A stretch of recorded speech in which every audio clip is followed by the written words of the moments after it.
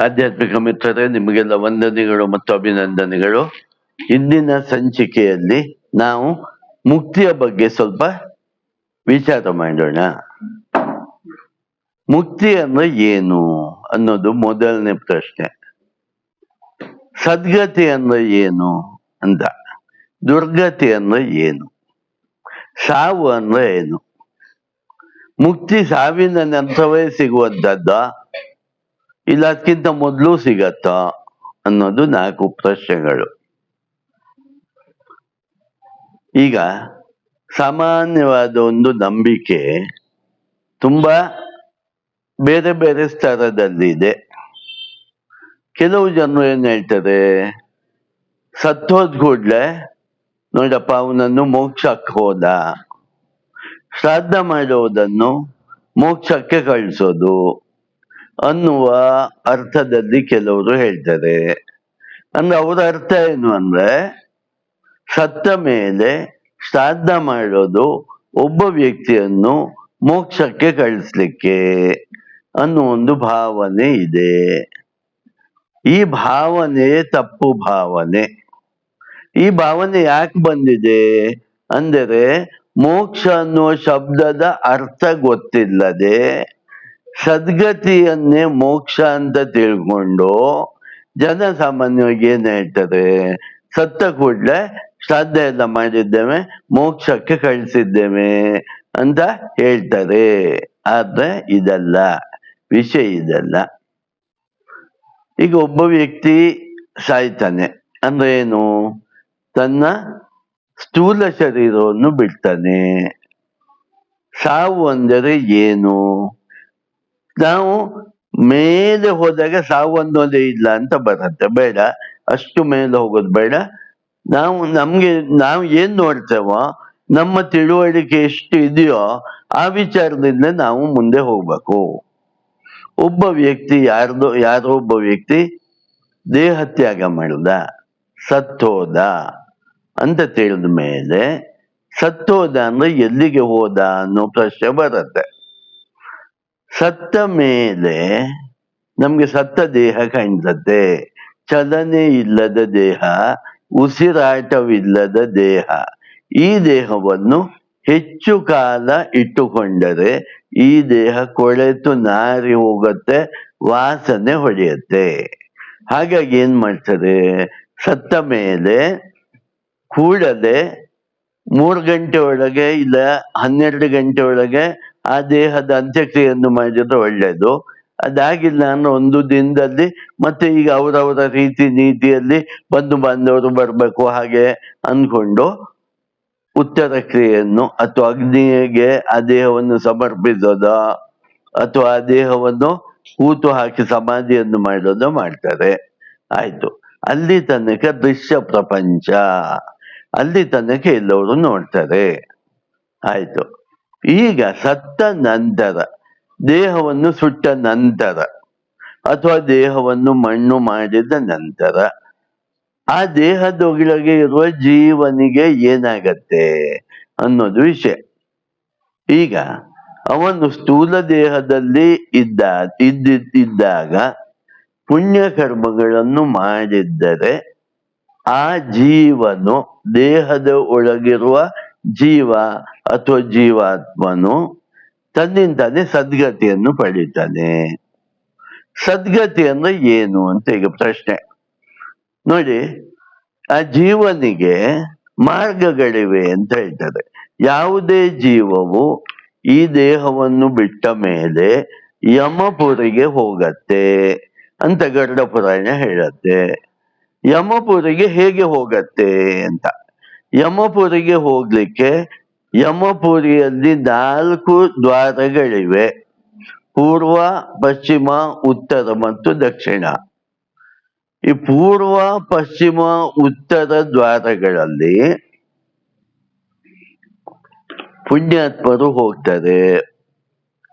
ಈ ದೇಹದಿದ್ದಾಗ ಆ ಜೀವನು ದಾನ, ಧರ್ಮ, ಜಪ, ತಪ, ಧ್ಯಾನ ಮತ್ತು ಆಧ್ಯಾತ್ಮಿಕವಾಗಿ ಮುಂದುವರಿದಿದ್ದರೆ ಅಂತಹ ಜೀವನು ಪೂರ್ವ ದ್ವಾರದಲ್ಲಾಗಲಿ ಪಶ್ಚಿಮ ದ್ವಾರದಲ್ಲಾಗಲಿ ಉತ್ತರ ದ್ವಾರದ ಮೂಲಕವಾಗಲಿ ಯಮಪುರಿಯನ್ನು ಸೇರ್ತಾನೆ.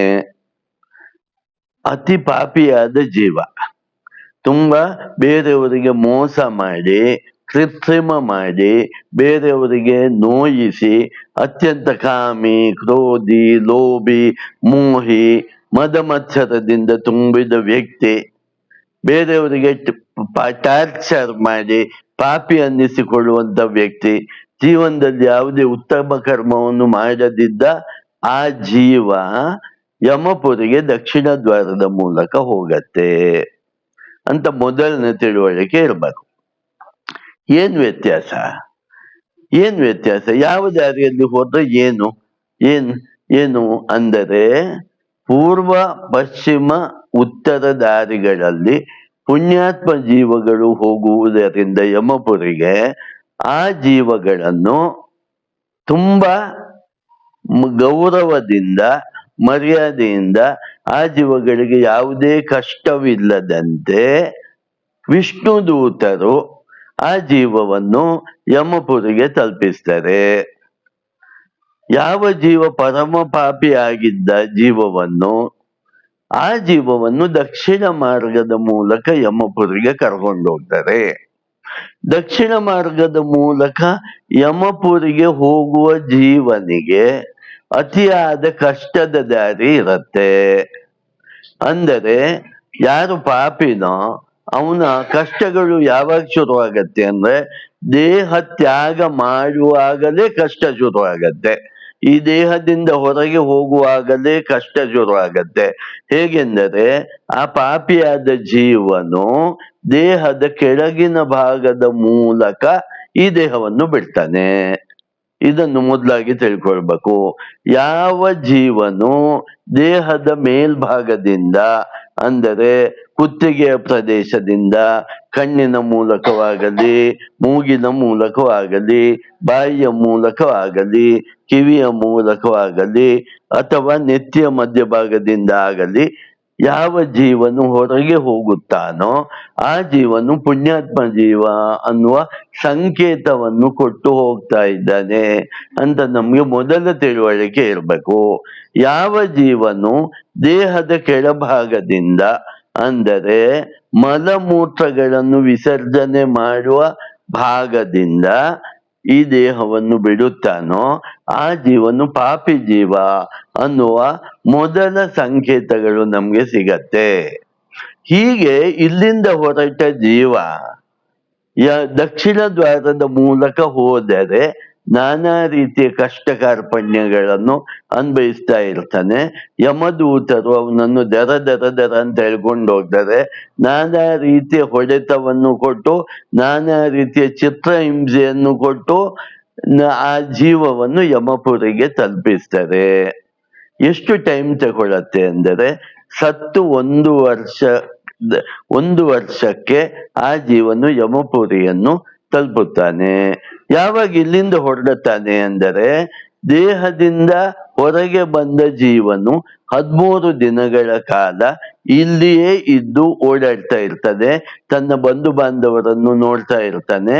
ಆ ಸಂದರ್ಭದಲ್ಲಿ ಆ ಜೀವನಿಗೆ ಶ್ರಾದ್ದಾದಿಗಳನ್ನು ಕ್ರಮ ಪ್ರಕಾರ ಮಾಡಿದರೆ ಇಲ್ಲಿ ಇರುವವರು, ಅಂದರೆ ಇಲ್ಲಿರುವ ಮಕ್ಕಳಾಗ್ಲಿ, ಹೆಂಡತಿ ಆಗ್ಲಿ, ಬಂಧು ಬಾಂಧವರಾಗ್ಲಿ ಆ ಜೀವನಿಗೆ ಸಹಾಯ ಮಾಡ್ತಾ ಇದ್ದಾರೆ ಅಂತ ನಾವು ತಿಳ್ಕೊಂಡಿದ್ದೇವೆ. ಹೀಗೆ ಯಮಪುರಿಯನ್ನು 1 ವರ್ಷದ ನಂತರ ಸೇರಿದ ಜೀವವನ್ನು ಜೀವವು ನಾವು ವೈಕುಂಠಕ್ಕೆ ಸೇರಿದೆ ಅಂತ ಅಂದ್ಕೊಂಡು ನಾವು ಏನ್ ಮಾಡ್ತೇವೆ, 1 ವರ್ಷದ ನಂತರ ಮತ್ತೆ ಆ ಜೀವ ವೈಕುಂಠಕ್ಕೆ ಸೇರಿದೆ ಅಂತ ನಾವು ಅನ್ಕೊಂಡು ಇದ್ ಮಾಡ್ತೇವೆ. ಆದ್ರೆ ನಿಜವಾಗಿ ಆ ಜೀವವು ಸೇರೋದು ಯಮಪುರಿಗೆ. ಯಮಪುರಿಯಲ್ಲಿ ಚಿತ್ರಗುಪ್ತ ಮತ್ತು ಯಮಧರ್ಮರಾಜರು ಮತ್ತು ಶ್ರವಣ ಕುಮಾರರು ಈ ಜೀವನು ಈ ದೇಹದಲ್ಲಿದ್ದಾಗ ಮಾಡಿದ ಪಾಪ ಪುಣ್ಯಗಳ ಲೆಕ್ಕಾಚಾರವನ್ನು ನೋಡಿ ಅವನು ಪುಣ್ಯವಂತನಾದರೆ ಸ್ವರ್ಗಕ್ಕೆ ಕಳಿಸಿ, ಪಾಪಿಯಾದರೆ ನರಕಕ್ಕೆ ಕಳಿಸ್ತಾರೆ.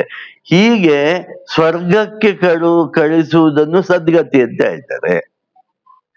ಹಾಗಾಗಿ ಸತ್ತವನು ಪುಣ್ಯಾತ್ಮನಾಗಿದ್ದರೂ ಸಹ ನಾವು ಅವನನ್ನು ಮೋಕ್ಷಕ್ಕೆ ಕಳಿಸ್ಲಿಕ್ಕಾಗೋದಿಲ್ಲ. ಮೊದಲನೇದಾಗಿ ನಾವು ಅರ್ಥ ಮಾಡ್ಕೊಳ್ಬೇಕು, ಸದ್ಗತಿಗೆ ಆ ಜೀವನು ಹೋಗ್ತಾನೆ, ಅಂದರೆ ಸ್ವರ್ಗಕ್ಕೆ ಹೋಗ್ತಾನೆ, ಸ್ವರ್ಗಕ್ಕೆ ಹೋಗುತ್ತಾನೆ. ಇಲ್ಲ, ಪಾಪಿಯಾದ ಜೀವನು ನರಕಕ್ಕೆ ಹೋಗುತ್ತಾನೆ. ಎರಡನ್ನು ಮಾಡಿದ ಜೀವನು ನರಕವನ್ನು ಅನುಭವಿಸಿ ಸ್ವರ್ಗವನ್ನು ಅನುಭವಿಸಿ ಮತ್ತೆ ವಾಪಸ್ ಬರ್ತಾನೆ. ಮತ್ತೆ ಇನ್ನೊಂದು ದೇಹವನ್ನು ಪಡೆಯುವುದಕ್ಕೆ ಆ ಜೀವನು ವಾಪಸ್ ಬರ್ತಾನೆ. ಯಾಕಂದ್ರೆ ಆ ಜೀವ ಹೇಗೆ ಹೋಗತ್ತೆ ಅಂದ್ರೆ ನಮ್ಮ ಸೂಕ್ಷ್ಮ ಶರೀರದ ಸಹಿತ ಹೋಗತ್ತೆ. ಈ ಜೀವ ಈ ದೇಹದಿಂದ ಬಿಡುವಾಗ ಹೇಗೆ ಬಿಡತ್ತೆ ಅಂದರೆ, ಇದನ್ನು ಸರಿಯಾಗಿ ಅರ್ಥ ಮಾಡ್ಕೊಳ್ಳಿ. ನಮ್ಮಲ್ಲಿರುವ ಪಂಚ ಕರ್ಮೇಂದ್ರಿಯಗಳು, ಪಂಚ ಜ್ಞಾನೇಂದ್ರಿಯಗಳು, ನಾವು ಮಾಡಿದ ಕರ್ಮ, ನಾವು ಮಾಡಿದ ಪುಣ್ಯ ಪಾಪಗಳು, ಇವುಗಳನ್ನೆಲ್ಲ ಸೂಕ್ಷ್ಮ ಶರೀರದಲ್ಲಿ ಇಟ್ಟುಕೊಂಡು ಆ ಜೀವನು ಸೂಕ್ಷ್ಮ ದೇಹ ಸಹಿತನಾಗಿ ಈ ದೇಹವನ್ನು ಬಿಟ್ಟು ಮುಂದೆ ಹೋಗ್ತಾನೆ. ಮುಂದೆ ಸ್ವರ್ಗಕ್ಕಾಗಲಿ ನರಕಕ್ಕಾಗಲಿ ಹೋಗಿ ಅಲ್ಲಿ ಎಲ್ಲವನ್ನು ಅನುಭವಿಸಿದ ನಂತರ ಮತ್ತೆ ಇನ್ನೊಂದು ದೇಹಕ್ಕೆ ಬರ್ತಾನೆ. ಮತ್ತೆ ಇನ್ನೊಂದು ದೇಹದಲ್ಲಿ ತನ್ನ ಪ್ರಯಾಣವನ್ನು ಮುಂದುವರಿಸ್ತಾನೆ. ಯಾಕೆ ಇನ್ನೊಂದು ದೇಹಕ್ಕೆ ಬರ್ತಾನೆ ಅಂದ್ರೆ, ಅವನಿಗೆ ತಾನು ದೇಹದಲ್ಲಿದ್ದಾಗ ನಾನಾ ಥರದ ಆಸೆಗಳು ಇರ್ತವೆ. ಈ ಆಸೆಗಳು ಎಷ್ಟೋ ಪೂರೈಸಿರೋಲ್ಲ. ಆ ಆಸೆಗಳು ಸೂಕ್ಷ್ಮ ಶರೀರದಲ್ಲಿರುವ ಜೀವದ ಜೊತೆಗೆ ಮೇಲೆ ಹೋಗೋದ್ರಿಂದ ಮುಂದೆ ಆಸೆಗಳನ್ನು ಪೂರೈಸ್ಲಿಕ್ಕಾಗಿ ಮತ್ತೆ ಇನ್ನೊಂದು ದೇಹವನ್ನು ಪಡೆದು ಬರ್ತಾನೆ. ಇನ್ನೊಂದು ದೇಹವನ್ನು ತನ್ನ ಸಂಚಿತ ಕರ್ಮಗಳನ್ನು ಮುಗಿಸಲು ಪ್ರಾರಬ್ಧ, ನಾನು ಮುಂದಿನ ಜನ್ಮದಲ್ಲಿ ಇಷ್ಟು ಕರ್ಮವನ್ನು ಮುಗಿಸ್ತೇನೆ ಅಂತ ಸಂಚಿತ ಕರ್ಮದಿಂದ ಕೆಲವು ಕರ್ಮಗಳನ್ನು ತೆಗೆದುಕೊಂಡು ಬಂದು ಈ ಜೀವಮಾನದಲ್ಲಿ ಅನ್ವಯಿಸ್ಲಿಕ್ಕೆ ತಾನೇ ಸಿದ್ಧನಾಗಿ ಬರ್ತಾನೆ. ಹೀಗೆ ತಾನೇ ಸಿದ್ಧನಾಗಿ ಕರ್ಮಗಳನ್ನು ಕೊಳ್ಕೊಳ್ಳಿಕ್ಕೆ ಬಂದದ್ದನ್ನು ನಾವು ಪ್ರಾರಬ್ಧ ಕರ್ಮ ಅಂತ ಹೇಳ್ತೇವೆ. ಇದು ಸಾಮಾನ್ಯ ಜೀವರ ಗತಿಯಾಗಿದೆ. ಇದು ಸಾಮಾನ್ಯ ಜೀವರ ಗತಿಯಾಗಿದೆ. ಈಗ ಸಾಮಾನ್ಯನಲ್ಲದ, ಅಂದರೆ ಇದೇ ಜನ್ಮದಲ್ಲಿ ಈ ಜನ್ಮವನ್ನೇ ಕೊನೆ ಮಾಡಬೇಕು ಅಂತ ಹೋರಾಟ ಜೀವನು ಮೋಕ್ಷ ಜೀವಿ ಅಂತ ಹೇಳ್ತೇವೆ ನಾವು. ಅವನು ಬದುಕಿದ್ದಾಗಲೇ ಒಂದು ನಿರ್ಧಾರಕ್ಕೆ ಬಂದಿರ್ತಾನೆ. ಯಾವ ನಿರ್ಧಾರಕ್ಕೆ ಬಂದಿರ್ತಾನೆ ಅಂದ್ರೆ, ಇವಾಗ ನಾನು ಇದ್ದ ದೇಹ ಒಂದೇ ಅಲ್ಲ, ಹಿಂದೆ ಎಷ್ಟೋ ದೇಹಗಳನ್ನು ಹೊಂದಿದ್ದೇನೆ. ದೇಹಗಳನ್ನು ಬದಲಾವಣೆ ಮಾಡಿಕೊಂಡು ಪದೇ ಪದೇ ಪದೇ ಪದೇ ಈ ಭೂಮಿಗೆ ಬಂದಿದ್ದೇನೆ. ಇನ್ನು ಮುಂದೆ ನಾನು ಬರೋಲ್ಲ. ಅದಕ್ಕೆ ಹೇಳ್ತಾರೆ, 84 ಲಕ್ಷ ಜೀವರು ನಾನಾ ರೀತಿಯಾದ ದೇಹಗಳನ್ನು ಹೊಂದಿ ಕೊನೆಗೆ ಮನುಷ್ಯ ದೇಹವನ್ನು ಹೊಂದ್ತಾರೆ. ಈ ಮನುಷ್ಯ ದೇಹವನ್ನು ಹೊಂದಿದ ಜೀವನು ಮಾತ್ರ ಇದು ನಿರ್ಧಾರ ಮಾಡ್ಲಿಕ್ಕಾಗತ್ತೆ. ಮೊದಲು ನಾವು ಅರ್ಥ ಮಾಡ್ಕೊಳ್ಬೇಕಾದ್ದು, ಮೋಕ್ಷದ ಬಗ್ಗೆ ಯೋಚನೆಯನ್ನು ಮತ್ತು ಮೋಕ್ಷವನ್ನೇ ಪಡೆಯಬೇಕು ಎನ್ನುವ ನಿರ್ಧಾರವನ್ನು ಮನುಷ್ಯ ದೇಹದಲ್ಲಿ ಮಾತ್ರ ಮಾಡ್ಲಿಕ್ಕೆ ಸಾಧ್ಯ, ಇನ್ನು ಯಾವ ದೇಹದಲ್ಲೂ ಮಾಡ್ಲಿಕ್ಕೆ ಆಗೋದಿಲ್ಲ. ಸರಿ, ಇಷ್ಟು ನಮ್ಗೆ ಗೊತ್ತಾಯ್ತು. ಈಗ ಏನ್ ಗೊತ್ತಾಯ್ತು ಅಂದ್ರೆ, ಸದ್ಗತಿಯನ್ನು ಒಂದು ಜೀವನು ಪಡೆಯೋದು ಹೇಗೆ? ತಾನು ಮಾಡಿದ ಪುಣ್ಯದ ಕಾರ್ಯಗಳಿಂದ, ತಾನು ಮಾಡಿದ ದಾನಗಳಿಂದ, ತಾನು ಮಾಡಿದ ಧ್ಯಾನದಿಂದ, ತಾನು ಮಾಡಿದ ಪರೋಪಕಾರದಿಂದ ಸತ್ತ ನಂತರ ಆ ಜೀವನು ಸ್ವರ್ಗಕ್ಕೆ ಹೋಗುವುದನ್ನೇ ಸದ್ಗತಿ ಅಂತ ಹೇಳ್ತಾರೆ. ಸ್ವರ್ಗದಲ್ಲಿ ನಾನಾ ರೀತಿಯ ಸ್ವರ್ಗಗಳು ಇವೆ. ಸ್ವರ್ಗ ಅಂದ್ರೆ ಒಂದೇ ಅಲ್ಲ, ನಾನಾ ರೀತಿಯ ಡಿಪಾರ್ಟ್ಮೆಂಟ್ ಇದ್ದಾಗೆ ಸ್ವರ್ಗಗಳು ಇವೆ. ನರಕ ಆದ್ರೂ ಒಂದೇ ಅಲ್ಲ, ನಾನಾ ರೀತಿಯ ನರಕಗಳು ಇವೆ. ಅವನು ಎಷ್ಟು ಪುಣ್ಯವನ್ನು ಮಾಡಿದ್ದಾನೋ ಅದಕ್ಕೆ ಅನುಸಾರವಾಗಿ ಅವನಿಗೆ ಸ್ವರ್ಗಗಳಲ್ಲಿ ಯಾವ ಸ್ವರ್ಗಕ್ಕೆ ಹಾಕ್ಬೇಕು ಅಂತ ಡಿಸೈಡ್ ಆಗತ್ತೆ. ಅವನು ಎಷ್ಟು ಪಾಪ ಮಾಡಿದ್ದಾನೋ ಅದ್ರ ಪ್ರಕಾರ ನರಕಗಳು ಡಿಸೈಡ್ ಆಗತ್ತೆ. ಹಾಗಾಗಿ ನರಕ ಅಂದ್ಮೇಲೆ ಎಲ್ಲರಿಗೂ ಒಂದೇ ಟೈಪ್ ಇರುತ್ತೆ ಅಂತ ಅಲ್ಲ. ಸ್ವರ್ಗ ಅಂದ್ಕೂಡ್ಲೆ ಒಂದೇ ತರ ಇರತ್ತೆ ಅಂತಲ್ಲ, ಅವನ ಪುಣ್ಯದ ಎಷ್ಟು ಇರತ್ತೋ ಅಂತ. ಈಗ ಪುಣ್ಯ ಮತ್ತು ಪಾಪವನ್ನು ಸಮನಾಗಿ ಮಾಡಿಕೊಂಡ ಜೀವನು ತಾನು ಬದುಕಿದ್ದಾಗಲೇ ಮೋಕ್ಷವನ್ನು ಪಡೆಯಲೇಬೇಕು ಅಂತ ನಿರ್ಧರಿಸಿದರೆ, ಮೋಕ್ಷ ಅಂದರೇನು ಅಂತ ಮೊದಲು ಅರ್ಥ ಮಾಡ್ಕೊಳ್ಬೇಕು. ಮೋಕ್ಷ ಅಂದರೆ ಮರು ಜನ್ಮ ಇಲ್ಲದ ಸ್ಥಿತಿ, ಹುಟ್ಟು ಮತ್ತು ಸಾವು ಇಲ್ಲದ ಸ್ಥಿತಿ. ಸತ್ತ ನಂತರ ಮರು ಹುಟ್ಟು ಬೇಡವೇ ಬೇಡ ಅನ್ನೋದು ಯಾರಿಗೆ ನಿರ್ಧಾರವಾಗಿರುತ್ತೋ ಅವರು ಮೋಕ್ಷದ ಬಗ್ಗೆ ಬಯಕೆಯನ್ನು ಇಟ್ಟಿರ್ತಾರೆ. ಮೋಕ್ಷದ ಬಯಕೆ ಬರ್ಬೇಕಂದ್ರೆ ಮುಖ್ಯವಾಗಿ ವೈರಾಗ್ಯ ಬರಬೇಕು. ವೈರಾಗ್ಯದಿಂದ ವಿವೇಕ ಬರಬೇಕು. ವೈರಾಗ್ಯ ಮತ್ತು ವಿವೇಕ ಬಂದ ನಂತರ ಅದಕ್ಕೆ ಸಾಧನೆಯಾಗಿ ಶಮದಮಾದಿ ಷಟ್ ಸಂಪತ್ತುಗಳನ್ನು ಹೊಂದಿರಬೇಕು. ಇದೆಲ್ಲ ಮಾಡಿದಾಗ ತೀವ್ರವಾಗಿ ಮೋಕ್ಷವೇ ಪಡೆಯಬೇಕು ಅನ್ನುವ ದೃಢ ಚಿತ್ತವಾಗಿ ಅವನಿಗೆ ಇರಬೇಕು. ಇದು ಮುಖ್ಯವಾಗಿ ಬೇಕಾದ ಸಾಧನೆಗಳು ಮೋಕ್ಷಕ್ಕೆ. ಮೋಕ್ಷಕ್ಕೆ ಸಾಧನೆಗಳು ಯಾವುದು ಅನ್ನೋದು 3 ಸಿದ್ಧಾಂತಗಳ ಪ್ರಕಾರ 3 ತರ ಇದೆ.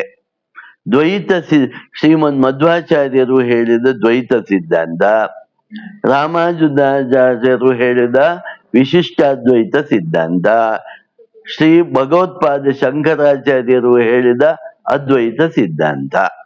ಈ 3 ದಾರಿಗಳಿವೆ. ಈ 3 ದಾರಿಯಲ್ಲಿ ಏನು ವ್ಯತ್ಯಾಸ? ಇದನ್ನ ನಾವು ಫಸ್ಟ್ ತಿಳ್ಕೊಳ್ಬೇಕು. ವ್ಯತ್ಯಾಸ ಏನು? ಶ್ರೀಮನ್ ಮಧ್ವಾಚಾರ್ಯರು ಮತ್ತು ಶ್ರೀಮನ್ ರಾಮಾನುಜಾಚಾರ್ಯರು ಹೇಳ್ತಾರೆ ಭಕ್ತಿಯೇ ಮುಕ್ತಿಗೆ ಸಾಧನ. ಇದು ನಮ್ಗೆ ಸ್ಪಷ್ಟವಾಗಿ ಗೊತ್ತಿರಬೇಕು.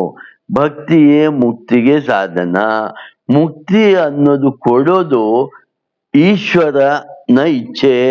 ಇಲ್ಲಿ ಈಶ್ವರ ಅಂದ್ರೆ ಶಿವ ಅಂತ ಅಲ್ಲ, ಇಲ್ಲಿ ಭಗವಂತನ ಇಚ್ಛೆ ಅಂತ. ಜೀವ, ಜಗತ್ತು ಮತ್ತು ಈಶ್ವರ ಅಂತ ಹೇಳ್ತೇವೆ. ಭಗವಂತನನ್ನು ನಾವು ಈಶ್ವರ ಅಂತ ಇಲ್ಲಿ ಹೇಳ್ತೇವೆ. ಹೀಗೆ ಯಾರು ತಾವು ಈ ಒಂದು ದೇಹದಲ್ಲಿ ಇದ್ದಾಗ ಭಗವಂತನಿಗೆ ಪೂರ್ತಿಯಾಗಿ ಶರಣಾಗತಿಯಾಗಿರುತ್ತಾರೋ, ಯಾರು ಭಜನೆ ಆಗಲಿ, ಪ್ರಾರ್ಥನೆ ಆಗಲಿ, ಜಪ, ದಾನ, ಧರ್ಮ ಮತ್ತು ಭಗವಂತನನ್ನು ಬಿಟ್ಟು ನನ್ಗೆ ಇನ್ಯಾರು ಬೇಡವೇ ಬೇಡ ಅನ್ನೋ ಸ್ಥಿತಿಯಲ್ಲಿ ಇರ್ತಾರೋ, ಸದಾ ಭಗವಂತನಾದ ಶ್ರೀಮನ್ನಾರಾಯಣನ, ಇಲ್ಲಿ ಶ್ರೀಮನ್ನಾರಾಯಣ ಅನ್ನೋದು ಅತಿ ಮುಖ್ಯ ಈ 2 ಸಿದ್ಧಾಂತಗಳಲ್ಲಿ. ಶ್ರೀಮನ್ನಾರಾಯಣನನ್ನೇ ಮನಸ್ಸು ಮತ್ತು ಬುದ್ಧಿಗಳಿಂದ ಯಾವಾಗಲೂ ಧ್ಯಾನಿಸುತ್ತಾ ಇರುತ್ತಾರೋ ಅಥವಾ ಜಪಿಸುತ್ತಾ ಇರುತ್ತಾರೋ ಅವರು ಈ ದೇಹವನ್ನು ಬಿಟ್ಟ ನಂತರ ವೈಕುಂಠಕ್ಕೆ ಹೋಗ್ತಾರೆ. ವಿಷ್ಣುಪಾದವನ್ನು, ಅದನ್ನೇ ವಿಷ್ಣುಪಾದ ಅಂತ ಹೇಳ್ತಾರೆ. ವಿಷ್ಣುವಿನ ಕೃಪೆಯಿಂದ, ಅಂದರೆ ಭಗವಂತನ ಕೃಪೆಯನ್ನು ಗಳಿಸಿ ಅವರು ಮೋಕ್ಷವನ್ನು ಪಡೀತಾರೆ ಅಂತ ಯಾವ ಸಿದ್ಧಾಂತ ಹೇಳುತ್ತೆ ಅಂದ್ರೆ ದ್ವೈತ ಮತ್ತು ವಿಶಿಷ್ಟಾದ್ವೈತ ಸಿದ್ಧಾಂತಗಳು ಹೇಳುತ್ತವೆ. ಅದ್ವೈತ ಸಿದ್ಧಾಂತದ ಶಂಕರಾಚಾರ್ಯರು ಹೇಳ್ತಾರೆ ಜ್ಞಾನವೇ ಮೋಕ್ಷಕ್ಕೆ ಸಾಧನ. ಫಸ್ಟ್ ನೀವು ಇಲ್ಲಿ ಡಿಫರೆನ್ಸ್ ಅರ್ಥ ಮಾಡ್ಕೊಳ್ಳಿ. ಇಬ್ರು ಆಚಾರ್ಯರು ಹೇಳ್ತಾ ಇದ್ದಾರೆ ಭಕ್ತಿಯೇ ಮೋಕ್ಷಕ್ಕೆ ಸಾಧನ. ಶಂಕರರು ಹೇಳ್ತಾರೆ ಜ್ಞಾನವೇ ಮೋಕ್ಷಕ್ಕೆ ಸಾಧನ. ಈ ಆಚಾರ್ಯರು ಇಲ್ಲಿ ಶಂಕರಾಚಾರ್ಯರು ಹೇಳ್ತಾರೆ 2 ತೀರದ ಮುಕ್ತಿಯಲ್ಲಿ ಹೀಗೆ ಜ್ಞಾನವೇ ಮುಕ್ತಿಗೆ ಸಾಧನ ಅಂತ ಶಂಕರರು ಹೇಳ್ತಾರೆ. ಭಕ್ತಿಯ ಮುಕ್ತಿಗೆ ಸಾಧನ ಅಂತ ಯಾರು ಶ್ರೀ ಮಧ್ವಾಚಾರ್ಯರು ಹೇಳ್ತಾರೆ ಮತ್ತು ರಾಮಾನುಜಾಚಾರ್ಯರು ಹೇಳ್ತಾರೆ. ಹಾಗಾದ್ರೆ ಅದ್ವೈತ ಸಿದ್ಧಾಂತದ ಪ್ರಕಾರ ಮತ್ತು ದ್ವೈತ ಸಿದ್ಧಾಂತದ ಪ್ರಕಾರ, ವಿಶಿಷ್ಟಾದ್ವೈತದ ಸಿದ್ಧಾಂತ ಪ್ರಕಾರ ಮುಕ್ತಿ ಅನ್ನೋದು ಇದೆ ಅನ್ನೋದು ಆಚಾರ್ಯರು ಶಾಸ್ತ್ರದ ಪ್ರಕಾರ ಸ್ಪಷ್ಟವಾಗಿ ಹೇಳ್ತಾರೆ.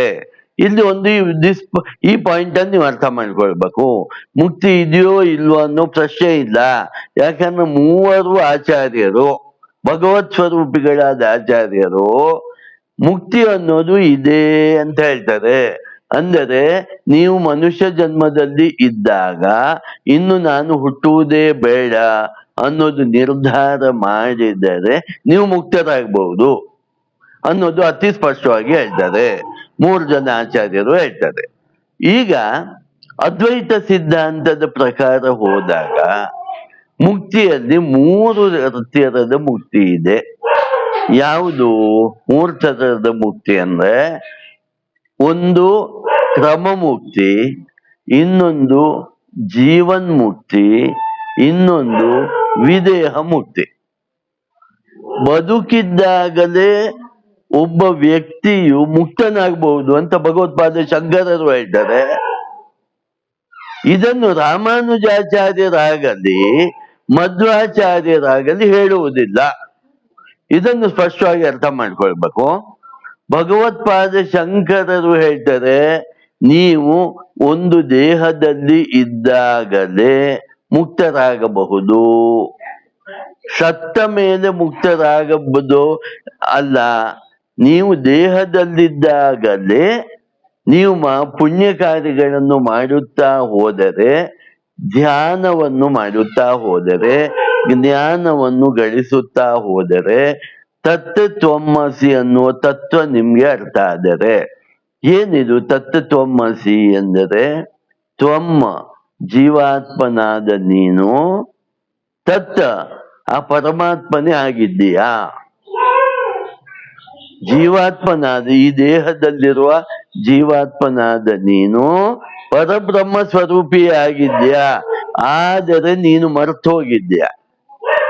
ನಿನ್ ಸಮಸ್ಯೆ ಏನು ಅಂದ್ರೆ, ನೀನು ಒಂದು ದೇಹದ ಒಳಗೆ ಬಂದು ಈ ದೇಹದ ಮುಸುಕುಗಳಿಗೆ, ಯಾವ ದೇಹ, ಮನಸ್ಸು, ಬುದ್ಧಿ, ಚಿತ್ತ, ಅಹಂಕಾರ, ಕರ್ಮಗಳು, ಕಾಮಕ್ರೋಧ ಲೋಭಗಳು, ಆಸೆಗಳು, 3 ಥರದ ಗುಣಗಳು, ಇವುಗಳಿಗೆಲ್ಲ ಸೇರ್ಕೊಂಡು ಇದನ್ನು ಮರ್ತೋಗ್ಬಿಟ್ಟಿದ್ಯಾ. ಏನನ್ನು ಮರ್ತೋಗಿದ್ಯಾ? ನೀನು ಪರಬ್ರಹ್ಮ ಸ್ವರೂಪವೇ, ನೀನು ಪರಮಾತ್ಮನೇ ಅನ್ನೋದನ್ನು ನೀನು ಮರ್ತು ಹೋಗಿದ್ದೀಯಾ. ಈ ಮುಸುಕವನ್ನು ನೀನು ತೆಗೆದು ಬಿಟ್ಟರೆ ನೀನು ಪರಬ್ರಹ್ಮ ಸ್ವರೂಪಿ ಆದ ಭಗವಂತನೇ ಅಂತ ಈ ಜನ್ಮದಲ್ಲಿಯೇ ಈ ದೇಹದಲ್ಲಿ ಬದುಕಿದ್ದಾಗಲೇ ತಿಳಿದುಕೊಳ್ಳಬಹುದು ಮತ್ತು ತಿಳಿದುಕೊಳ್ಳಬೇಕು ಅಂತ ಭಗವತ್ಪಾದ ಶಂಕರರು ಹೇಳ್ತಾರೆ. ಇದನ್ನು ಜೀವನ್ ಮುಕ್ತಿ ಅಂತ ಹೇಳ್ತಾರೆ. ಅದೇ ಇನ್ನೊಂದು ಶಬ್ದ ಅದಕ್ಕೆ ಸದ್ಯೋಮುಕ್ತಿ ಅಂತ ಹೇಳ್ತಾರೆ. ಜೀವನ್ ಮುಕ್ತಿ ಈಗಲೇ, ಇಲ್ಲಿದ್ದಾಗಲೇ, ಈ ಕೂಡಲೇ ನೀನು ಮುಕ್ತರಾಗಬಹುದು ಅನ್ನುವ ಸಿದ್ಧಾಂತವನ್ನು ಭಗವತ್ಪಾದ ಶಂಕರರು ಮೊಟ್ಟ ಮೊದಲನೇದಾಗಿ ಕೊಡ್ತಾರೆ. ಈ ಜೀವನ್ ಮುಕ್ತಿಯನ್ನು ಪಡೆದವನು ಈ ದೇಹವನ್ನು ಬಿಟ್ಟ ನಂತರ, ಸತ್ತ ನಂತರ ಪರಬ್ರಹ್ಮದಲ್ಲಿ, ಎಲ್ಲಾ ಕಡೆ ಇರೋ ಪರಮಾತ್ಮನಲ್ಲಿ ಐಕ್ಯವಾಗಿ ಹೋಗ್ತಾನೆ ಅಂತ ಅವರ ಸಿದ್ಧಾಂತ ಸ್ಪಷ್ಟವಾಗಿ ಹೇಳತ್ತೆ. ಅಂದರೆ ಒಂದು ನದಿ ಹೇಗೆ ಸಮುದ್ರವನ್ನು ಸೇರಿದಾಗ ಸಮುದ್ರದಲ್ಲಿ ಐಕ್ಯವಾಗಿ ಹೋಗುತ್ತದೋ, ಹಾಗೆಯೇ ಜೀವಾತ್ಮನು ತಾನು ದೇಹದಲ್ಲಿ ಇದ್ದಾಗಲೇ ಜೀವನ್ ಮುಕ್ತಿಯನ್ನು ಪಡೆದರೆ ಈ ದೇಹವನ್ನು ಬಿಟ್ಟ ನಂತರ ಎಲ್ಲೆಲ್ಲೂ ಇರೋ ಪರಮಾತ್ಮನ ಜೊತೆಗೆ ಅಥವಾ ಪರಬ್ರಹ್ಮ ತತ್ವದ ಜೊತೆಗೆ ಐಕ್ಯ ಆಗಿ ಹೋಗ್ತಾನೆ, ಅದು ಮುಕ್ತಿ ಹೊಂದು ಬಿಡ್ತಾನೆ. ಅಂದ ಜೀವನು ಭಗವಂತನಲ್ಲೇ ಸೇರಿ ಹೋಗುವುದರಿಂದ ಮತ್ತೆ ಇಲ್ಲಿ ಬರುವುದಿಲ್ಲ ಅನ್ನೋದನ್ನು ಮುಕ್ತಿಯ ಬಗ್ಗೆ ಅತೀ ಸ್ಪಷ್ಟವಾದ ಸಂದೇಶವನ್ನು ಕೊಡ್ತಾರೆ. 2ನೇ ಮುಕ್ತಿ ಕ್ರಮ ಮುಕ್ತಿ ಅಂತ ಹೇಳ್ತಾರೆ. ಕ್ರಮ ಮುಕ್ತಿ ಅಂದ್ರೆ ಏನು? ಜೀವನ್ ಮುಕ್ತಿ ಅಂದರೆ ಈ ದೇಹದಲ್ಲಿ ಬದುಕಿದ್ದಾಗಲೇ ತಾನು ಮುಕ್ತನಾಗಿ ಬಿಡುವುದು. ಹೇಗೆ? ವೇದಾಂತದ ಶ್ರವಣ, ವೇದಾಂತದ ಮನನ, ವೇದಾಂತದ ನಿಧಿಧ್ಯಾಸನವನ್ನು ಹೊಂದಿ ಅಹಂ ಬ್ರಹ್ಮಾಸ್ಮಿ, ನಾನೇ ಪರಮಾತ್ಮ ಅನ್ನುವ ಅನ್ನುವ ವಿಚಾರದಲ್ಲಿ ಅನುಭವಜನ್ಯವಾಗಿ ತಿಳಿದುಕೊಳ್ಳಬೇಕು. ಇದೇ ದಾರಿ ಅಂತ ಸ್ಪಷ್ಟವಾಗಿ ಭಗವತ್ಪಾದ ಶಂಕರರು ಹೇಳ್ತಾರೆ. ಇದಾಗೋಲ್ಲ, ಒಬ್ಬ ವ್ಯಕ್ತಿಯಿಂದ ಇದಾಗೋದಿಲ್ಲ ಅಂದಾಗ ಅವರು ಹೇಳ್ತಾರೆ, ನೀನು ಉಪಾಸನೆಯ ಮೂಲಕವನ್ನು ಮುಕ್ತಿಯನ್ನು ಪಡೆಯಬಹುದು. ಉಪಾಸನೆ ಅಂದ್ರೆ ಸಗುಣ ಬ್ರಹ್ಮದ ಉಪಾಸನೆ. ಪರಬ್ರಹ್ಮವನ್ನು, ಭಗವಂತನನ್ನು ನಾವು ಅವ್ಯಕ್ತ, ಕಣ್ಣಿಗೆ ಕಾಣದ, ಕಿವಿಗೆ ಕೇಳಿಸದ, ಮನಸ್ಸಿನಿಂದ ತಲುಪಲು ಆಗದ, ಬುದ್ಧಿಯಿಂದಾಗಲಿ, ಮನಸ್ಸಿನಿಂದಾಗಲಿ, ದೇಹದಿಂದಾಗಲಿ, ಇಂದ್ರಿಯಗಳಿಂದಾಗಲಿ ಈ ಭಗವಂತನ್ನು ತಲುಪಲಿಕ್ಕಾಗೋಲ್ಲ. ಅದನ್ನು ಅವ್ಯಕ್ತ ರೂಪಿ ಭಗವಂತ ಅಂತ ಹೇಳ್ತವೆ.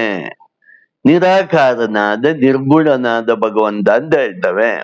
ಅದಲ್ಲದೆ ಆ ಭಗವಂತನನ್ನು ಸಾಕಾರ ರೂಪವಾಗಿ ಭಜಿಸುವುದರಿಂದ, ಕೃಷ್ಣನನ್ನು, ಸಾಕಾರ ರೂಪಿ ಕೃಷ್ಣನನ್ನು, ಸಾಕಾರ ರೂಪಿಯಾದ ಶ್ರೀಮನ್ ನಾರಾಯಣನನ್ನು, ಸಾಕಾರ ರೂಪಿಯಾದ ಲಕ್ಷ್ಮೀ ನರಸಿಂಹ ಸ್ವಾಮಿಯನ್ನು, ಸಾಕಾರ ರೂಪಿಯಾದ ದುರ್ಗಾದೇವಿಯನ್ನು, ಹೀಗೆ ಒಂದು ಒಂದು ದೇವರನ್ನು ಉಪಾಸನೆ ಮಾಡುವುದರ ಮೂಲಕ, ಅಂದರೆ ಆ ಭಗವಂತನಿಗೆ ಶರಣಾಗತಿ ಆಗುವ ಮೂಲಕ, ಆರಾಧನೆ ಮಾಡುವ ಮೂಲಕ, ಜಪ ಮಾಡುವ ಮೂಲಕ, ಆ ಭಗವಂತನ ಧ್ಯಾನ ಮಾಡುವ ಮೂಲಕ ನಾವು ಭಗವನ್ ನಾಮಸ್ಮರಣೆಯಲ್ಲಿ ಸದಾ ತೊಡಗುವ ಮೂಲಕ ಇದ್ದರೆ, ಕೊನೆಗಾಲದಲ್ಲಿ ಸಾಯುವ ಸಮಯದಲ್ಲಿ ಭಗವಂತನ ನಾಮಸ್ಮರಣೆಯೊಂದಿಗೆ ಅಥವಾ ಓಂಕಾರ ಜಪದೊಂದಿಗೆ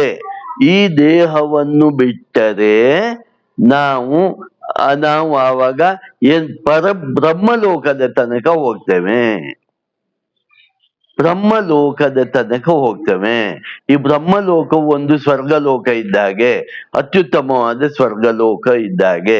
ಈ ಬ್ರಹ್ಮಲೋಕದಲ್ಲಿ ಬ್ರಹ್ಮ, ಚತುರ್ಮುಖ ಬ್ರಹ್ಮ, ಇಲ್ಲಿ ಬ್ರಹ್ಮ ಅಂದ್ರೆ ಇಲ್ಲಿ ನಾವು ಹೇಳೋದು ಬ್ರಹ್ಮ ವಿಷ್ಣು ಮಹೇಶ್ವರ ಹೇಳಲ್ವಾ, ಚತುರ್ಮುಖ ಬ್ರಹ್ಮನ ಜೊತೆಗೆ ಇದ್ದು ಅಲ್ಲಿ ಉಪದೇಶವನ್ನು ಪಡೆದು ಅಲ್ಲಿಂದ ಮುಂದೆ ಮುಕ್ತಿಗೆ ಹೋಗಬಹುದು ಎಂದು ಎರಡನೇ ವಿಧವಾಗಿ ಹೇಳ್ತಾರೆ. ಇದನ್ನು ಕ್ರಮಮುಕ್ತಿ ಅಂತ ಹೇಳ್ತಾರೆ. ಕ್ರಮಮುಕ್ತಿ ಹಾಗಾದ್ರೆ ಕ್ರಮಮುಕ್ತಿಗೆ ಮುಖ್ಯವಾದ್ದೇನು? ಭಕ್ತಿ, ಉಪಾಸನೆ, ಭಗವಂತನ ಆರಾಧನೆ, ಧ್ಯಾನ ಮತ್ತು ತೀರ್ಥಯಾತ್ರೆಗಳನ್ನು ಮಾಡೋದು, ದಾನ ಮಾಡೋದು. ಯಜ್ಞ ದಾನ ತಪಶ್ಚೈವ ಪಾವನಾನಿ ಮನೀಷಿಣಾಮ್ ಅಂತ ಶ್ರೀಕೃಷ್ಣ ಪರಮಾತ್ಮ ಭಗವದ್ಗೀತೆಯಲ್ಲಿ ಅತ್ಯಂತ ಸ್ಪಷ್ಟವಾದ ಸಂದೇಶವನ್ನು ಕೊಡ್ತಾನೆ. ಹೀಗೆ ಮಾಡುತ್ತಾ ಮಾಡುತ್ತಾ ಮಾಡುತ್ತಾ ಯಾವ ಜೀವನು ಈ ದೇಹವನ್ನು ಬಿಡುತ್ತಾನೋ ಆ ಜೀವನು ಬ್ರಹ್ಮಲೋಕವನ್ನು ಸೇರ್ಕೊಳ್ತಾನೆ. ಅಲ್ಲಿ ಬ್ರಹ್ಮಲೋಕದಲ್ಲಿ ಈ ಯುಗ ಪರ್ಯಂತ ಇದ್ದು ಬ್ರಹ್ಮನ ಜೊತೆಗೆ ಮುಕ್ತನಾಗ್ತಾನೆ ಅಂತ ಶಾಸ್ತ್ರಗಳು ಅತಿ ಸ್ಪಷ್ಟವಾಗಿ ಹೇಳತ್ತೆ. ಹಾಗಾಗಿ ನೀವು ಮೊದಲನೇದಾಗಿ ಅರ್ಥ ಮಾಡ್ಕೊಳ್ಳೋದು, ಅದ್ವೈತ ವೇದಾಂತದಲ್ಲಿ ಶ್ರೀ ಶಂಕರ ಭಗವತ್ಪಾದರು ಹೇಳುವಂತ ಮುಕ್ತಿ ಎಂದರೆ ಮೊದಲನೇದಾಗಿ ಜೀವನ್ ಮುಕ್ತಿ ಅಥವಾ ಸದ್ಯೋಮುಕ್ತಿ. ಇದನ್ನು ನೀವು ಸಾಧಿಸೋದು ಸುಲಭ ಅಂತ ಹೇಳ್ತಾರೆ. ಇದನ್ನು ಸಾಧಿಸೋದು ಸುಲಭ. ಹೇಗೆ ಸಾಧಿಸೋದು? ನೀವು ಈ ದೇಹದಲ್ಲಿ ಇದ್ದಾಗಲೂ ನಾನು ದೇಹವಲ್ಲ ಅಂತ ತಿಳ್ಕೊಳ್ಬೇಕು. ನಾನು ದೇಹ ಒಂದು ನನ್ನ ಇನ್ಸ್ಟ್ರೂಮೆಂಟ್ ಅಷ್ಟೇ, ಜೀವನಾದ ನನ್ನ ಒಂದು ಉಪಕರಣ ದೇಹ. ಈ ದೇಹದ ಮೂಲಕ ನಾನು ಪರಬ್ರಹ್ಮ ಸ್ವರೂಪಿ ನಾನು ಅಂತ ತಿಳ್ಕೊಳ್ಬೇಕು. ವೇದಾಂತ ಅಧ್ಯಯನದ ಮೂಲಕ, ವೇದಾಂತ ಶ್ರವಣ ಮನ ನಿಧಿಧ್ಯಾಸನದ ಮೂಲಕ, ಸಾಧನಾ ಚತುಷ್ಟಯದ ಮೂಲಕ ತಿಳಿದುಕೊಂಡರೆ ಇಲ್ಲಿ ಬದುಕಿದ್ದಾಗಲೇ ನಾವು ಮುಕ್ತರಾಗಬಹುದು ಅಂತ ಇಲ್ಲಿ ಅತಿ ಸ್ಪಷ್ಟವಾಗಿ ಹೇಳ್ತಾರೆ. ಈ ಮುಕ್ತರಾದವರ ಲಕ್ಷಣ ಹೇಗಿರತ್ತೆ ಅಂದ್ರೆ, ಕಾಮ, ಕ್ರೋಧ, ಲೋಭ, ಮೋಹ, ಮದ, ಮತ್ಸರಗಳನ್ನು ಅವರು ಇಲ್ಲಿದ್ದಾಗಲೇ ಕಳ್ಕೊಂಡಿರ್ತಾರೆ. ಮೂರು ಏಷಣಗಳನ್ನು ವಿತ್ತೇಷಣ, ಪುತ್ರೇಷಣ, ಲೋಕೇಷಣ. ಅಂದ್ರೆ ಮಕ್ಕಳ ಬಗ್ಗೆ ಪುತ್ರೇಷಣ, ಮಕ್ಕಳಾಗ್ಬೇಕು, ಈ ಮಕ್ಕಳು ನನ್ನ ವಂಶವನ್ನು ಉದ್ಧಾರ ಮಾಡ್ಬೇಕು, ಮಕ್ಕಳಿಂದ ನನಗೆ ನೇಮ್ ಬರ್ಬೇಕು, ಫೇಮ್ ಬರ್ಬೇಕು ಮುಂತಾದ ಆ ಭಾವನೆಯನ್ನು. ಲೋಕೇಶನ ಅಂದರೆ ನಾನು ಈ ಲೋಕದ ಜನರ ಪ್ರೀತಿಯನ್ನು ಅನುಭವಿಸ್ಬೇಕು, ಈ ಲೋಕದಲ್ಲಿ ಐಶ್ವರ್ಯವನ್ನು ಪಡಿಬೇಕು, ಈ ಲೋಕದಲ್ಲಿ ನೇಮ್ ಅಂಡ್ ಫೇಮ್ ಪಡಿಬೇಕು ಮುಂತಾದ ಲೋಕೇಶಣವನ್ನು, ಹಣದ ಬಗ್ಗೆ ವ್ಯಾಮೋಹವನ್ನು, ವಿತ್ತೇಷಣವನ್ನು ಇಲ್ಲಿಯೇ ಈ ದೇಹದಲ್ಲಿ ಇದ್ದಾಗಲೇ ಯಾರು ಬಿಟ್ಟು ಬಿಡುತ್ತಾರೋ ಅವರು ಜೀವನ್ ಮುಕ್ತರಾಗಿರ್ತಾರೆ. ಇದು ಒಂದು ತರ ಅವಧೂತ ಸ್ಥಿತಿ. ಆವತ್ತು ನಾನು ಅವಧೂತ ಗೀತೆ ಅಂತ ಮಾಡಿದೆ. ಅವಧೂತ ಸ್ಥಿತಿ, ಯಾರಿಗೂ ಜಾಸ್ತಿ ಅಂಟಿಕೊಳ್ಳೋಲ್ಲ, ತಾನು ಯಾರಿಗೂ ಅಂಟಿಕೊಳ್ಳೋಲ್ಲ, ಯಾರು ತನ್ಗೆ ಅಂಟಿಕೊಳ್ಳಿಕ್ಕೆ ಬಿಡೋಲ್ಲ. ಮೋಹದಿಂದ ಯಾವುದಕ್ಕೂ ಪರವಶ ಆಗೋದಿಲ್ಲ, ಯಾವ ಮೋಹವು ಇಟ್ಟುಕೊಳ್ಳೋದಿಲ್ಲ, ಎಲ್ಲವನ್ನು ತನ್ನ ಕರ್ತವ್ಯ ಅಂತ ಮಾಡಿಕೊಂಡು ಹೋಗ್ತಾ ಇರ್ತಾರೆ. ಸದಾಕಾಲ ಅವರ ಮನಸ್ಸು ಮತ್ತು ಬುದ್ಧಿಯಲ್ಲಿ ಭಗವಂತನ ಚಿಂತನೆ ಇರುತ್ತೆ. ಇದು ಭಗವತ್ಪಾದ ಶಂಕರಾಚಾರ್ಯರು ಹೇಳಿದ ಮುಕ್ತಿಯ ವಿಷಯ. ಇವರ ಮುಕ್ತಿಯ ವಿಷಯದಲ್ಲಿ ಈ ಜೀವಾತ್ಮನು ಪರಮಾತ್ಮ ನೋಡದೆ ಸೇರಿ ಬಿಟ್ಬಿಡ್ತಾನೆ. ಹಾಗಾಗಿ ಮತ್ತೆ ಜೀವಾತ್ಮ ಅಂತ ಇರೋಲ್ಲ, ಮತ್ತೆ ಅವನಿಗೆ ಅಸ್ತಿತ್ವವೇ ಇರೋಲ್ಲ, ಭಗವಂತನ ಜೊತೆಗೆ ಸೇರ್ಬಿಡ್ತಾನೆ. ಇನ್ನು ಶ್ರೀಮದ್ ಮಧ್ವಾಚಾರ್ಯರು ಏನು ಹೇಳ್ತಾರೆ ಮುಕ್ತಿ ಬಗ್ಗೆ? ಅವರಿದು ಕಲ್ಪನೆ ಸ್ವಲ್ಪ ಬೇರೆ ಆಗಿದೆ. ಅವರ ಕಲ್ಪನೆ ಏನಿದೆ ಅಂದರೆ ಸಾರೂಪ್ಯ ಮುಕ್ತಿ ಅಂತ ಹೇಳ್ತಾರೆ. ಅಂದರೆ ಏನು? ಈಗ ನಿಮ್ಗೆ ಇಲ್ಲಿ ನಾವು ಎಲ್ಲ ಭೋಗವನ್ನು ಅನುಭವಿಸ್ತೇವೆ ಅಲ್ವಾ? ಎಲ್ಲ ಭೋಗವನ್ನು ಅನುಭವಿಸ್ತೇವೆ.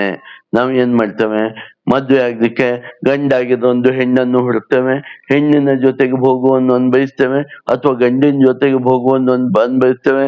ಇಲ್ಲಿ ಎಲ್ಲ ಆನಂದವನ್ನು ನಾವು ಪಡಿತೇವೆ. ಮಧ್ವಾಚಾರ್ಯರು ಏನು ಹೇಳ್ತಾರೆ ಅಂದ್ರೆ, ಮೋಕ್ಷ ಆನಂದ ಏನಿದೆಯೋ ಅದರ ಡೂಪ್ಲಿಕೇಟ್ ನೆರಳು ಇಲ್ಲಿ ಇದೆ. ಆ ಆನಂದ ನೆರಳು ಏನಿದೆಯೋ ಆ ನೆರಳನ್ನು ನಾವು ಅನುಭವಿಸ್ತಾ ಇದ್ದೇವೆ. ಹಾಗಾಗಿ ಅಲ್ಲಿಯೂ ಇದೇ ಸಂಸಾರ ಇರುತ್ತೆ, ಬಟ್ ಪ್ಯೂರಿಫೈಡ್ ಆಗಿ ಸಂಸಾರ ಇರುತ್ತೆ. ಅಂದರೆ ಇನ್ನೊಂದು ಭಾಷೆಯಲ್ಲಿ ಹೇಳೋದಾದ್ರೆ, ಭಗವತ್ಪಾದ ಶಂಕರರ ಸಿದ್ಧಾಂತ ಬೇರೆ, ಮಧ್ವ ಮತ್ತು ರಾಮಾನುಜರ ಸಿದ್ಧಾಂತ ಒಂದೇ ಬರುತ್ತೆ. ಅಲ್ಲ ಅವರು ಹೇಳ್ತಾರೆ, ಸತ್ತ ನಂತರವು ಮೋಕ್ಷ ಪಡಿಬೇಕಾದ್ರೆ ಭಗವಂತನ ಕೃಪೆ ಅತ್ಯಂತ ಮುಖ್ಯ, ಈಶ್ವರ ಕೃಪೆ ಅತ್ಯಂತ ಮುಖ್ಯ. ಈಶ್ವರನು ಮೋಕ್ಷವನ್ನು ಕೊಡುವವನು, ನೀವೇ ಸ್ವಂತವಾಗಿ ಮೋಕ್ಷ ಪಡೆಯಲಿಕ್ಕಾಗಲ್ಲ. ಭಗವಂತ ಪಾದ ಶಂಕರರು ನೀವೇ ಮೋಕ್ಷವನ್ನು ಪಡಿಬಹುದು ಅಂತಾರೆ. ಆದ್ರೆ ರಾಮಾನುಜಾಚಾರ್ಯರು ಮತ್ತು ಮಧ್ವರು ಹೇಳ್ತಾರೆ, ಭಗವಂತನ ಈಶ್ವರನ ಕೃಪೆ ಇಲ್ಲದೆ ನೀವು ಮೋಕ್ಷ ಪಡೀಲಿಕ್ಕಾಗೋದಿಲ್ಲ. ಹಾಗಾಗಿ ನೀವು ಮೋಕ್ಷ ಪಡೆದರೂ ಸಹ ಮೋಕ್ಷದಲ್ಲೂ ನಿಮ್ಮ ಜೀವನ ಐಡೆಂಟಿಟಿ ಹಾಗೆ ಇರುತ್ತೆ, ಒಂದಾಗೋಲ್ಲ. ಜೀವನು ಪರಬ್ರಹ್ಮದಲ್ಲಿ ಒಂದಾಗೋದೇ ಇಲ್ಲ ಅಂತ ಹೇಳ್ತಾರೆ ಅವರು. ಅಂದ್ರೆ ಶ್ರೀಮನ್ನಾರಾಯಣನ ಜೊತೆಗೆ ನೀವು ದಾಸರಾಗಿ ಅಲ್ಲಿರ್ಬಹುದು, ಭಕ್ತರಾಗಿ ಅಲ್ಲಿರ್ಬಹುದು. ಅವನು ಕೊಡುವ ಕರುಣೆಯಿಂದ ನೀವು ಎಲ್ಲವನ್ನೂ ಅನುಭವಿಸಬಹುದೇ ವಿನಃ ನೀವು ನಾರಾಯಣನ ಜೊತೆಗೆ ಒಂದಾಗ್ಲಿಕ್ಕೆ ಆಗೋಲ್ಲ, ನೀವು ಭಗವಂತನ ಜೊತೆಗೆ ಒಂದಾಗ್ಲಿಕ್ಕೆ ಆಗೋದಿಲ್ಲ ಅಂತ ಯಾರು ಹೇಳ್ತಾರೆ? ಮಧ್ವಾಚಾರ್ಯರು ಮತ್ತು ರಾಮಾನುಜಾಚಾರ್ಯರು ಹೇಳ್ತಾರೆ.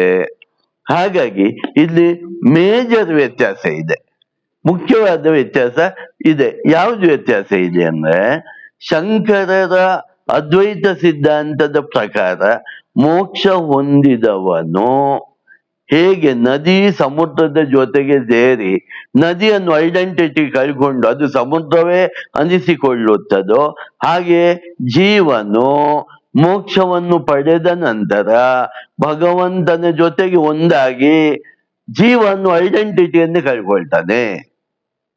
ಆದರೆ ಮಧ್ವಾಚಾರ್ಯರು ಮತ್ತು ರಾಮಾನುಜಾಚಾರ್ಯರು ಇದನ್ನೊಪ್ಪೋದಿಲ್ಲ. ಅವರು ಜಗತ್ತೂ ಸತ್ಯ, ಪರಬ್ರಹ್ಮವೂ ಸತ್ಯ ಅಂತ ಹೇಳ್ತಾರೆ. ಶಂಕರರು ಬ್ರಹ್ಮ ಸತ್ಯ, ಜಗನ್ಮಿಥ್ಯ ಅಂತ ಹೇಳ್ತಾರೆ. ಬ್ರಹ್ಮ ತತ್ವ ಒಂದೇ ಸತ್ಯ, ಈ ಜಗತ್ತು ಕಾಣುವ ಜಗತ್ತು ಸತ್ಯ ಅಲ್ಲ, ಇದು ಬದಲಾವಣೆಗೆ ಒಳಪಟ್ಟಿದೆ.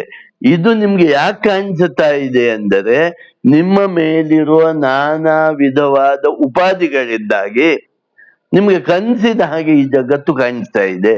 ಇದು ಸತ್ಯ ಅಲ್ಲ, ಇದು ಸತ್ಯ ಅಲ್ಲ ಅಂತ ಸ್ಪಷ್ಟವಾಗಿ ಭಗವತ್ಪಾದ ಶಂಕರರು ಹೇಳ್ತಾರೆ.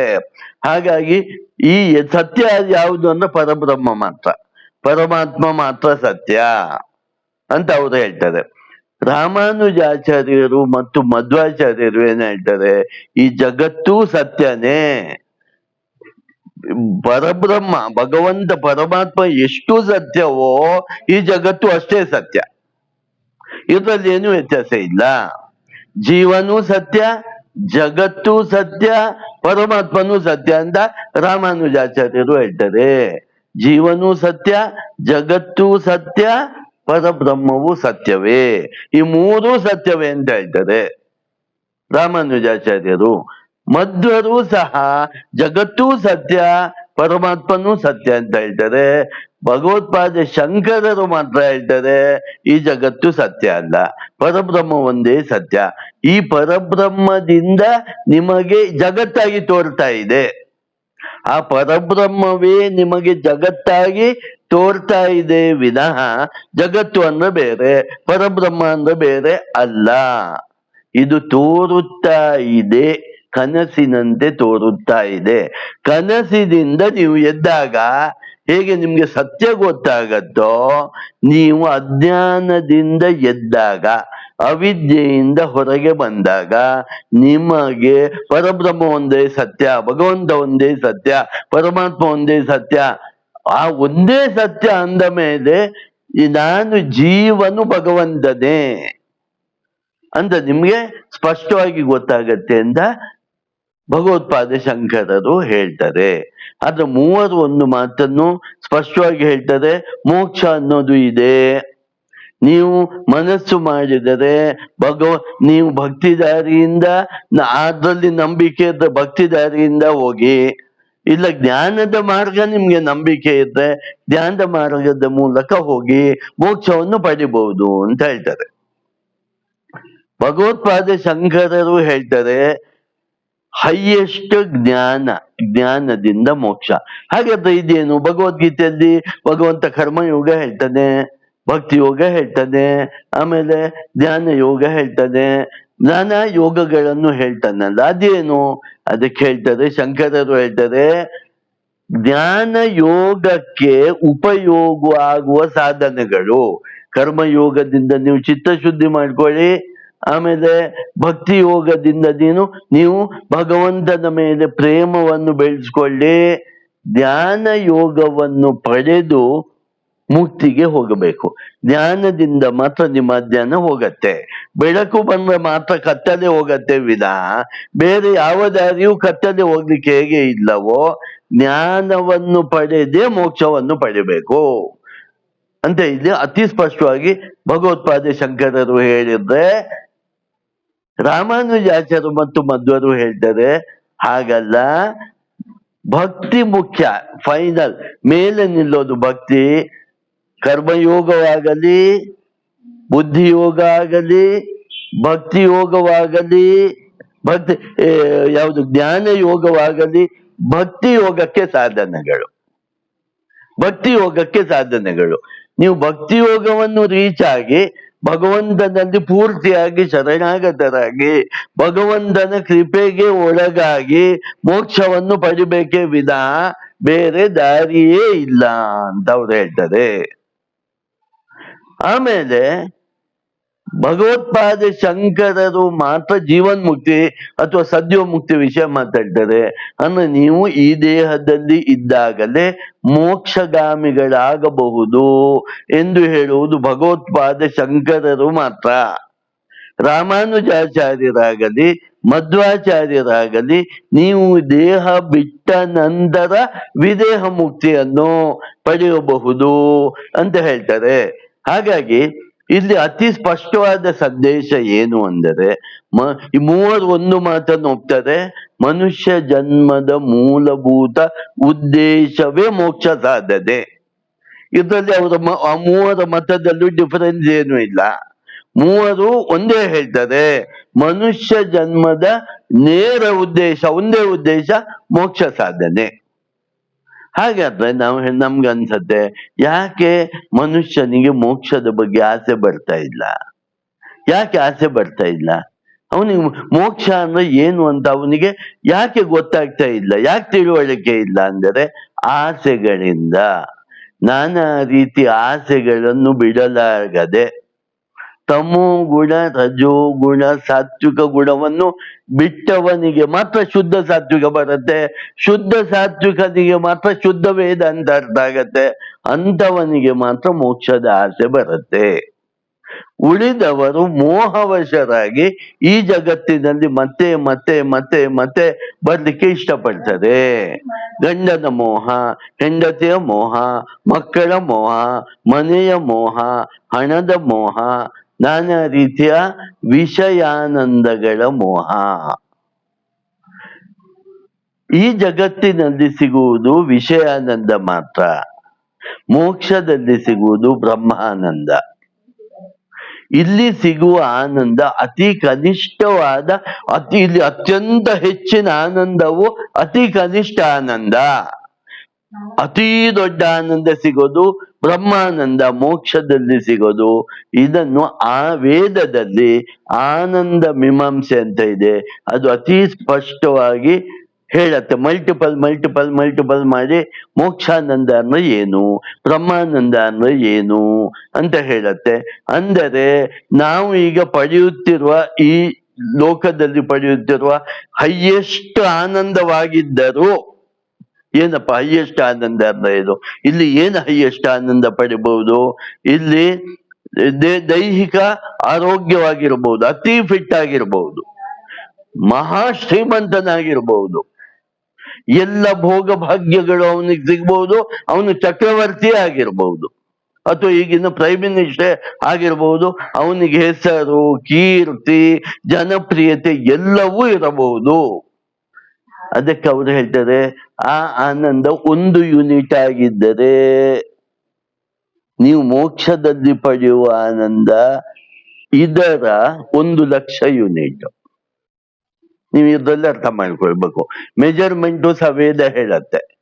ನೀವು ಇಲ್ಲಿ ಅತ್ಯಂತ ಆನಂದಿ ಅಂತ ಯಾರನ್ನು ಅಂದುಕೊಳ್ತೀರೋ ಅವನು ಪಡೆಯುವ ಆನಂದ 1 ಯೂನಿಟ್ ಆಗಿದ್ರೆ, ನೀವು ಮೋಕ್ಷವನ್ನು ಪಡೆದು ಜೀವನಿಗೆ ಸಿಗುವ ಆನಂದ ಈ ಯೂನಿಟ್ ಅನ್ನು ಕಂಪೇರ್ ಮಾಡುವಾಗ 1,00,000 ಯೂನಿಟ್ ಅಷ್ಟು ಜಾಸ್ತಿ. ಇಷ್ಟು ಗೊತ್ತಿದ್ದು ನೀವು ಯಾಕೆ ಮೋಕ್ಷಕ್ಕೆ ಪ್ರಯತ್ನ ಮಾಡ್ತಾ ಇಲ್ಲ ಅಂತ ಶಂಕರರು ಅಂತೂ ತುಂಬಾ ಹೇಳ್ತಾರೆ. ಅಯ್ಯೋ ಮೂಢ ಜನರೇ, ಇಷ್ಟು ವೇದಾಂತಿಗಳು ಹೇಳ್ತಾರೆ, ಜ್ಞಾನಿಗಳು ಹೇಳ್ತಾರೆ, ಶ್ರುತಿಗಳು ಹೇಳ್ತವೆ, ಎಲ್ಲರೂ ಹೇಳ್ತಾರೆ ಮನುಷ್ಯ ಜನ್ಮವನ್ನು ಹಾಳು ಮಾಡ್ಕೊಳ್ಬೇಡಿ ಅಂತ. ದಾಸಶ್ರೇಷ್ಠರು ಹೇಳ್ತಾರೆ, ಪುರಂದರು ಹೇಳ್ತಾರೆ, ಕನಕರು ಹೇಳ್ತಾರೆ, ವೇದವ್ಯಾಸರು ಹೇಳ್ತಾರೆ, ಶಂಕರರು, ಮಧ್ವರು, ರಾಮಾನುಜಾಚಾರ್ಯರು, ಎಲ್ಲಾ ಧರ್ಮಶಾಸ್ತ್ರಗಳು ಹೇಳಿದರು. ಎಷ್ಟು ವೇದಾಂತ ಶ್ರವಣವನ್ನು ಮಾಡಿದರು. ಅಯ್ಯೋ ಮೂರ್ಖ ಜನರೇ, ನಿಮ್ಗೆ ಯಾಕಪ್ಪ ಅರ್ಥ ಆಗ್ತಾ ಇಲ್ಲ ಅಂದ ಶಂಕರರು ಅತೀ ಸ್ಪಷ್ಟವಾಗಿ ಮೂರ್ಖ, ಮೂಢ ಅನ್ನುವ ಶಬ್ದವನ್ನು ಉಪಯೋಗಿಸ್ತಾರೆ. ಯಾಕೆ ನಿಮ್ಮ ಜ್ಞಾನವು ಇಷ್ಟೊಂದು ಮಾಸ್ಕ್ ಆಗಿದೆ? ಈ ಮಾಸ್ಕಿಂದ ಫಸ್ಟ್ ಹೊರಗೆ ಬನ್ನಿ, ಈ ಮೋಹದಿಂದ ಹೊರಗೆ ಬನ್ನಿ. ಕಣ್ಣನ್ನು ಬಿಟ್ಟು ನೋಡಿ. ಕಣ್ಣನ್ನು ಬಿಟ್ಟು ನೋಡಿದಾಗ ನಿಮ್ಗೆ ಗೊತ್ತಾಗತ್ತೆ ಮುಂದಿನ ಈ ಜನ್ಮದಲ್ಲಿ ನೀವು ಪಟ್ಟ ಕಷ್ಟಗಳು. ಜನ್ಮ ದುಃಖಂ, ಜರಾ ದುಃಖಂ, ಭಾರ್ಯಾ ದುಃಖಂ ಪುನಃ ಪುನಃ, ಸಂಸಾರ ಸಾಗರಂ ದುಃಖಂ ತಸ್ಮಾತ್ ಜಾಗ್ರತ ಜಾಗ್ರತ ಅಂತ ಹೇಳ್ತಾರೆ. ನೀನು ಈ ಜಗತ್ತಿಗೆ ಬರುವುದು, ತಾಯಿ ಹೊಟ್ಟೆಯಲ್ಲಿ 9 ತಿಂಗಳಿರೋದು, ಅದು ಮಹಾ ದುಃಖವೇ. ಆ ದುಃಖದ ನಂತರ ನೀನು ಬದುಕೋದು, ಅನೇಕ ಕಷ್ಟಗಳನ್ನು ಅನುಭವಿಸುವುದು, ಅದು ದುಃಖವೇ. ವೃದ್ಧಾಪ್ಯ ಅಂತೂ ಅತಿ ದುಃಖವೇ. ಮರಣ ಅಂತೂ ಅದು ದುಃಖವೇ. ಇಷ್ಟೂ ದುಃಖ ಇಷ್ಟು ಜನ್ಮದಲ್ಲಿ ಅನುಭವಿಸಿದರೂ ಮತ್ತೆ ಹುಟ್ಟಬೇಕು ಅಂತ ಮಾಡ್ತಿರಲ್ಲ, ನಿಮ್ಮಂತ ಮೂರ್ಖರು ಯಾರಿದ್ದಾರೆ ಅಂತ ಶಂಕರರು ಹೇಳ್ತಾ, ಮೋಕ್ಷಕ್ಕೆ ಪ್ರಯತ್ನ ಮಾಡಬೇಕು. ಮನುಷ್ಯ ಜನ್ಮದಲ್ಲಿ ಏಕಮೇವ ಗುರಿ ಇರ್ಬೇಕು. ಜನ ಸಾಧನೆ ಅಲ್ಲ, ಹಣ ಸಾಧನೆ ಅಲ್ಲ, ಕೀರ್ತಿ ಸಾಧನೆ ಅಲ್ಲ, ಲೋಕ ಸಂಗ್ರಹ ಅಲ್ಲ, ಸಮಾಜ ಸೇವೆ ಮಾಡೋದು ಅಲ್ಲ, ಬರೀ ಆತ್ಮೋದ್ಧಾರ ಮಾತ್ರ ಅಂತ ಹೇಳ್ತಾರೆ. ಇಲ್ಲಿ ಭಗವದ್ಗೀತೆಯಲ್ಲೂ ಹೇಳ್ತಾನೆ ಶ್ರೀಕೃಷ್ಣ, ಉದ್ಧರೇದಾತ್ಮನಾತ್ಮಾನಂ. ಬೇರೆ ಯಾವುದು ಮಾಡಬೇಡ ನೀನು.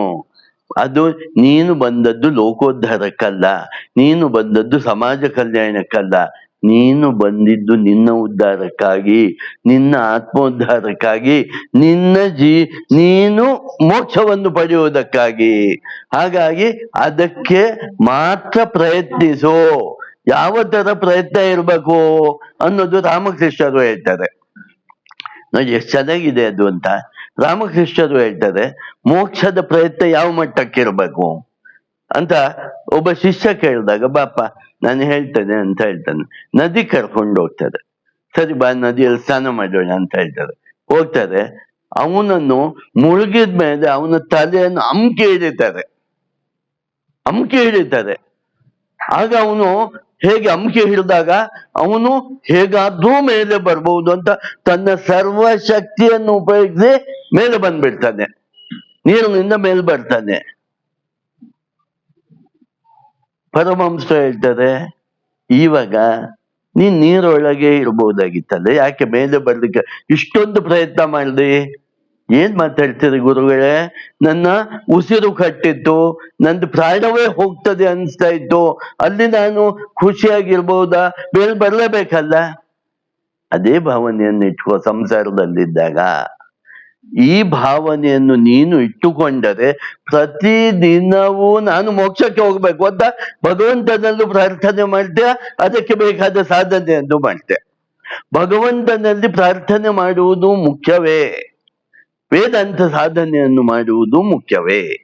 ನೀವು ಡೈಲಿ ಭಗವಂತಲ್ಲಿ, ಪರಮಾತ್ಮ ನನಗೆ ಮೋಕ್ಷವನ್ನು ನೀವು ಕರುಣಿಸಿ, ಈ ಜನ್ಮವನ್ನೇ ಲಾಸ್ಟ್ಗೊಳಿಸು, ಅದಕ್ಕಾಗಿ ನಾನು ನಿನ್ನನ್ನು ಧ್ಯಾನಿಸ್ತೇನೆ, ನಾನು ನಿನ್ನ ಜಪ ಮಾಡ್ತಾ ಇದ್ದೇನೆ, ನಾನು ನಿನ್ನ ಆರಾಧನೆ ಮಾಡ್ತಾ ಇದ್ದೇನೆ, ಪೂಜೆ ಮಾಡ್ತಾ ಇದ್ದೇನೆ, ತೀರ್ಥಯಾತ್ರೆ ಮಾಡ್ತಾ ಇದ್ದೇನೆ, ಅದು ನನ್ನ ಉದ್ದೇಶ ಏನು ಗೊತ್ತ, ಒಂದೇ, ಮೋಕ್ಷ ಕೊಡು ಅಂತ ಪ್ರತಿನಿತ್ಯವೂ ಪ್ರಾರ್ಥಿಸ್ಬೇಕು.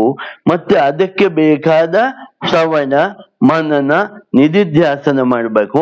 ವೇದಾಂತ ಶ್ರವಣ, ವೇದಾಂತ ಮನನ, ವೇದಾಂತ ನಿಧಿಧ್ಯಾಸನ ಮಾಡಬೇಕು. ನಾವು ಏನ್ ಮಾಡ್ಬೇಕು?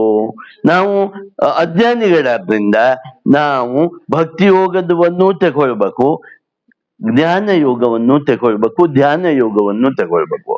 ಅದಕ್ಕೆ ಒಟ್ಟು ಭಗವದ್ಗೀತೆ ಏನ್ ಹೇಳತ್ತೆ, ಒಟ್ಟು ಸಂದೇಶವನ್ನು ಏನು ಹೇಳತ್ತೆ ಅಂತ ನೋಡಿದ್ರೆ ನಿಮ್ಗೆ ಇಲ್ಲಿ ಅರ್ಥ ಆಗತ್ತೆ.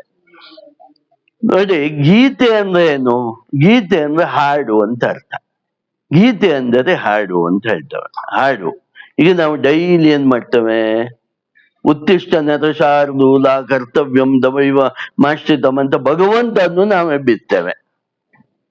ಉತ್ತಿಷ್ಟ ಗೋವಿಂದ, ಉತ್ತಿಷ್ಟ ಗರುಡ ಧ್ವಜ, ಉತ್ತಿಷ್ಟ ಕಮಲಾಕಾಂತ, ತ್ರೈಲೋಕ್ಯಂ ಮಂಗಳಂ ಕುರು ಅಂತ ನಾವು ಹೇಳ್ತೇವೆ.